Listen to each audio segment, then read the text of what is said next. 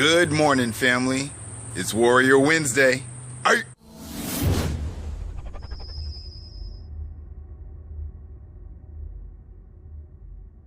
Hey, what's up, everybody? It's Turd Porter coming to you from Houston, Texas. And today I'm just going to give you some pointers on dealing with and how I dealt with PTSD. But first, I'm going to give you some references. Wounded Warrior Project, Semper Fi Fund, and that 1-800 Veterans Crisis Hotline. Okay, so I just got another story for you, and then from there I'll just figure it out. There was a samurai, and he lived on the hill. And everybody would go up to his cottage to challenge him. And every single time they would go to his cottage to challenge him, he would give them an orchid. And they would run around and they'd carry the orchid around saying, "Ha! He's a coward. He gave us a flower of a woman. He doesn't know how to fight." And it happened over and over and over and over again.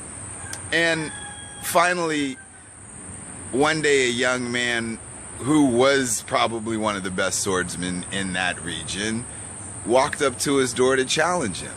And the samurai warrior did the same thing. The servant came out and handed the young man a orchid. And the young man looked at the orchid and was like, "I know this guy, I know of him, and this just doesn't, this is weird, this is different. Why is he doing it?" And so he's examining the orchid and he can't really figure out what's special about this orchid.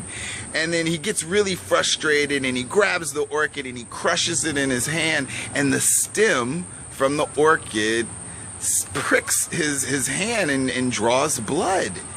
And the young man pulls the stem of the orchid out of his skin, and he looks at it very closely, and his hands begin to tremble because he realizes that the orchid was given to him not because it was a flower, but the warrior cut the orchid with his sword in such a way that it made the stem of that orchid a razor sharp pinpoint needle, to show his skill and to show, hey, if you can do this with an orchid, then you can mess with me. If you can't, you need to go back and practice. And so the young man got that. He really saw what was going on, and he was like, "Oh my God." Hand began to tremble. He walks up to the door. He knocks on the door. The servant comes to the door, and the young man says, "Tell my master I'll be out here waiting, and I don't care how long it takes. I'm his." I tell you the story to say this. You are a master. You have hidden talents, you have hidden skills, you have certain things. And because you decide to stay away from people, because you decide to be in a certain space to not just protect yourself but protect them, it doesn't make you weak. It doesn't make you a coward. It doesn't make you any of that. All it makes you is somebody who has to go and pay attention to how awesome they are. I didn't get it. I get it now. We are not here to be like everybody else.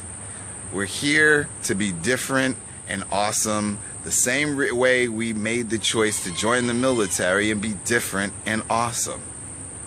Welcome home. Be safe. It only gets better from here. Peace.